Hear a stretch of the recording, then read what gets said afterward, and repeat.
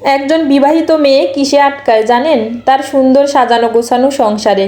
বিয়ের পরে মেয়েদের সুন্দর একটা সাজানো গোছানো সংসার থাকলে তার জীবনে আর কিছুই লাগে না। সো হ্যালো এভরিওয়ান, আসসালামু আলাইকুম। আশা করি যে যেখান থেকে আজকের ভিডিওটা দেখছেন সবাই আল্লাহর রহমতে অনেক বেশি ভালো আছেন, সুস্থ আছেন। এই তো আজকের ব্লগটা সকাল থেকে শুরু করলাম, আশা করি অনেক বেশি ভালো লাগবে। রমজান মাসে সকালবেলা নাস্তার ঝামেলাটা না থাকলেও যাদের বাসায় বাচ্চা আছে তাদের বাসায় কিন্তু নাস্তা তৈরি করতেই হয়। এই তো আমি রিহানের জন্য নাস্তা তৈরি করে নিচ্ছি, আমি একটা স্যান্ডউইচ তৈরি করে নিচ্ছি। এভাবে স্যান্ডউইচটা খেতে রিহান অনেক বেশি পছন্দ করে। প্রত্যেকটা মায়ে কিন্তু চেষ্টা করে তার বাচ্চার পছন্দ অনুযায়ী খাবারগুলো তৈরি করে দিতে, আমিও তার ব্যতিক্রম না। আমি প্রায় সময়ে চেষ্টা করি রিহানের পছন্দের খাবারগুলো তৈরি করে দিতে। এই তো রিহানকে নাস্তা দিয়ে এসে আমি বেডরুমে চলে আসলাম, এখন বেডরুমটা সুন্দরভাবে গুছিয়ে নেব। বিয়ের পরে প্রত্যেকটা মেয়ে কিন্তু তার সুন্দর সাজানো গোছানো সংসারের মায়ায় আটকায়। সংসার জীবনে যতই দুঃখ কষ্ট আসুক না কেন, একটা মেয়ে কখনোই কিন্তু তার সংসার ত্যাগ করতে চায় না। তবে প্রত্যেকটা মেয়ের একটা স্বপ্ন থাকে তার সুন্দর সাজানো গোছানো একটা সংসার হবে। আপনাদের সঙ্গে গল্প করতে করতে আমি পুরো বাসাটা সুন্দরভাবে গুছিয়ে নিয়েছি, এখন রান্নাঘরে চলে আসলাম।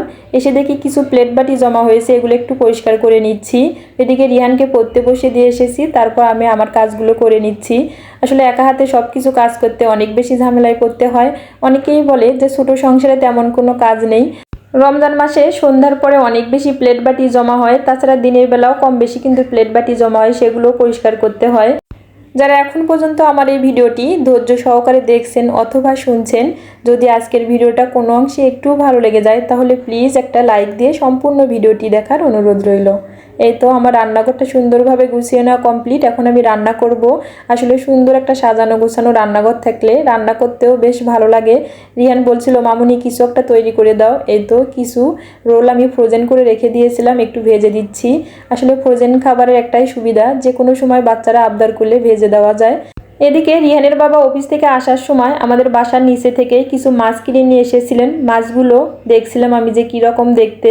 আসলে মাছগুলো কেটে ধুয়ে পরিষ্কার করে রাখা ছিল। চিংড়ি মাছ তো আমরা কম বেশি সবাই পছন্দ করি, তাছাড়া যদি এভাবে কেটে ধুয়ে পরিষ্কার করে রাখা মাছ হয় তাহলে তো আর কোনো কথাই হয় না। এই তো আমি এখন মাছগুলো ভেজে রান্না করে নিব। আমাদের বাসার নিচেই এই মাছগুলো সুন্দরভাবে কেটে ধুয়ে পরিষ্কার করে বিক্রি করে। তবে আপনারা যে কোনো পরিমাণে নিতে পারেন, কম অথবা বেশি। তাছাড়া সবজি মাছ মাংস সব কিছুই ওখানে কেটে দিয়ে পরিষ্কার করে বিক্রি করে, অনেকটা সুবিধা হয়েছে তাই না? তাছাড়া রমজান মাসে কাজের ঝামেলাটাও অনেক বেশি কম হয়, শুধু মাছ নিয়ে এসে একটু ধুয়ে পরিষ্কার করে রান্না করলেই হয়ে যাবে। এই তো আমি মাছগুলো রান্না করে নিচ্ছি টমেটো দিয়ে, একটু লাস্ট পর্যায়ে একটু ধনেপাতা কুচি আর একটু ভাজা জিরার গুঁড়ো দিয়ে নামিয়ে নিব। চিংড়ি মাছের তরকারিটা খেতে কিন্তু বেশ মজা হয়েছিল। আমি জানি আমার প্রিয় আপু ভাইয়েরা অনেকে আমার ব্লগ দেখতে অনেক বেশি পছন্দ করেন, তবে অনেকের কাছে ভালো নাও লাগতে পারে। কিন্তু যাদের ভালো লাগে প্লিজ আমার ভিডিওটিতে একটা শেয়ার দিয়ে পাশেই থাকবেন। তারপরেই তো একটু মুরগির মাংস রান্না করে নিচ্ছি, পাশের চুলে একটু করলা ভাজিও বসিয়ে দিয়েছি।